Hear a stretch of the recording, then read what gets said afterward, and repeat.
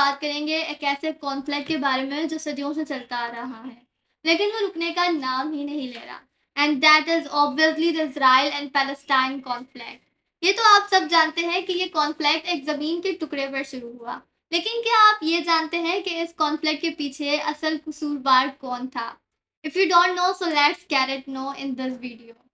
1948 میں اسرائیلی ریاست کے قیام کے بعد سے لے کر یہودیوں کے قبضے کے خلاف آج تک فلسطینیوں کی جنگ جاری ہے.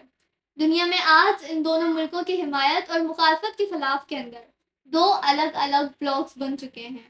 لیکن سب سے اہم چیز جس کی وجہ سے یہ جنگ کا آغاز ہوا اور وہ ہے اس لڑائی اور جنگ کا اصلی قصوروار یعنی برٹش امپائر، جس نے انڈیا اور کشمیر کی طرح یہودیوں اور مسلمانوں کے درمیان جان بوجھ کر اس بارڈر کے تنازع کی طرح رکھا تاکہ یہاں پہ کوئی ایک اسٹیبلش گورنمنٹ نہ رہ سکے اور ان کا کنٹرول اور ان کی سپورٹ ہمیشہ کے لیے ایک ڈیپ اسٹیٹ کی طرح پورے ملک میں رہے. ان کی طرف سے اپنے دور حکومت میں بارڈرز کی غلط تقسیم کی وجہ سے لگائی گئی آگ آج تک بجھنے کا نام نہیں لے رہی. پہلی جنگ عظیم کے اندر فلسطینی ملک سلطنت عثمانیہ کے کنٹرول میں تھا. سلطنت عثمانیہ کے ساتھ ایک طرف جرمنی، آسٹریلیا، ہنگری اور بلغیریا تھے تو دوسری طرف یوکے، فرانس، رشیا اور امریکہ.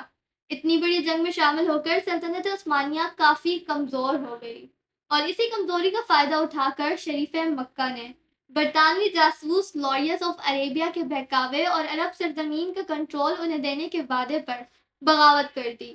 لیکن یہ وعدہ برٹش کی طرف سے صرف اپنے فائدے کے لیے ایک دھوکہ تھا. نتیجتاً سلطنت عثمانیہ یہ جنگ ہار گئی اور اس کے کئی ٹکڑے ہو گئے جن سے آج کے دور کے لبنان، ترکیہ، سیریا، اردن، فلسطین اور عراق کا جنم ہوا. ترکیہ کے علاوہ باقی تمام ملکوں کے بارڈر کو بنا سوچے سمجھے تقسیم کر دیا گیا جس سے آپس کے تنازعات بڑھنے لگے جن میں فلسطین بھی شامل ہے. برٹشرز یہ بات اچھی طرح سے سمجھتے تھے کہ وہ کیا کر رہے ہیں اور ایسا کرنے سے اس پورے عرب خطے میں انسٹیبلٹی پیدا ہو جائے گی اور اسی چیز کا فائدہ اٹھا کر وہ اپنا کنٹرول ملکوں پر ہمیشہ کے لیے رکھ پائیں گے.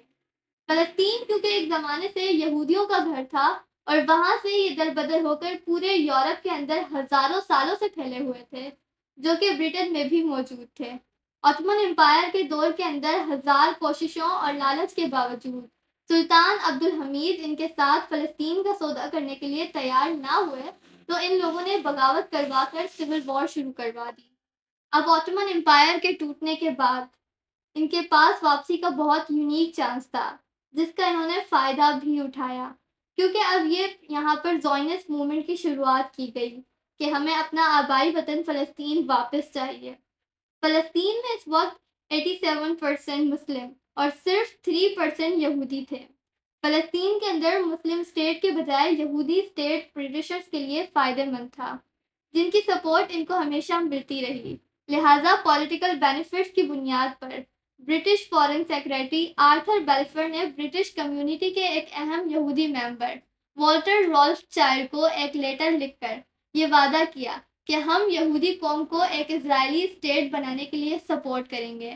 اسی طرح برٹشرز نے یہ شریف مکہ کے ساتھ بھی وعدہ کیا تاکہ سب کی سپورٹ حاصل ہو جائے. اس وعدے کے ساتھ یہاں پر سیکنڈ ورلڈ وار شروع ہوئی اور جرمنی کے اندر ہٹلر نے یہودیوں کا قتل عام شروع کر دیا. تو اسی کو بنیاد بنا کر بالفور ڈکلیریشن کی بنیاد پر آہستہ آہستہ یہودی مسلمانوں پر قابض ہونے لگے. یہودیوں نے فلسطین میں زمینیں خریدنا شروع کر دی اور یہاں آباد ہونا شروع کر دیا. یہاں پر رہنے والے لوگوں کو ان کے گھروں سے نکالنا شروع کر دیا. اب آہستہ آہستہ فلسطین کے اندر مسلمانوں کی آبادی کم ہونے لگی اور مائنورٹی کے اندر بدلنے لگی اور ان سب چیزوں کا سیدھا سیدھا قصوروار صرف برطانیہ ہے. یہاں کی عوام کی مرضی جانے بغیر صرف اپنی سپورٹ اور فائدے کی خاطر ایک خط پر اس ملک کو لکھ کر یہودی قوم کے حوالے کر دیا. یہ سب دیکھ کر 1936 کے اندر مسلمانوں نے برطانوی قوم کے خلاف بغاوت کر دی.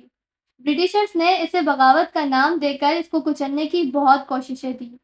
کافی لوگوں کو پھانسی بھی دی لیکن یہ آواز دب نہ سکی. آخر کار تنگ آ کر برٹشرز نے 1949 میں خود کو بیچ سے نکال کر یہودیوں کو سامنے لا کھڑا کیا اور اسی طرح یہ کانفلکٹ آج بھی جاری ہے۔ تو یہ تھی اسرائیل اور فلسطین کانفلکٹ کا ریئل ریزن، جو شاید اتنا ایزیلی ریویل نہیں کیا جاتا۔ اگر آپ کو اس ویڈیو سے کچھ نیو سیکھنے کو ملا تو please like it, share it and subscribe it. We will meet soon with new and informative video. جب تک کے لیے اللہ حافظ۔